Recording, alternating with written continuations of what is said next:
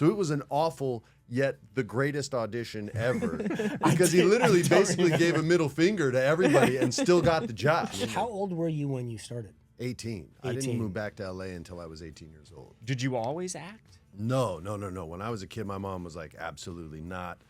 That's just not going to be your life. That was my dad's life, and it didn't end well, and so she didn't want me to have anything to do with it. It just ended up being such a special experience and got me excited to go back to work. And then my friend is the one that's directing the new I Know What You Did, and so it was just good timing. And she was like, "Hey, would you wanna come back?" And I said no. And she said, "Well, let me tell you the idea." You do a podcast. I do a podcast horror, about right? horror movies. Yeah, that's so all we talk amazing. about is every horror movie ever made. What's it called? It's called That Was Pretty Scary. It took a while. It took, over a decade for me to kind of see how the business was going and find a way to appreciate where the business was going.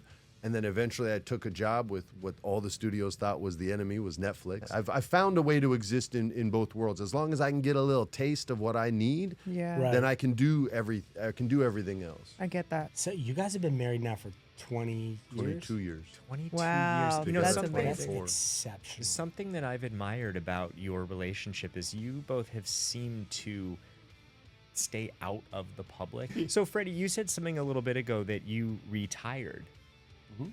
I remember hearing a little bit about this. Why did you make the decision to retire?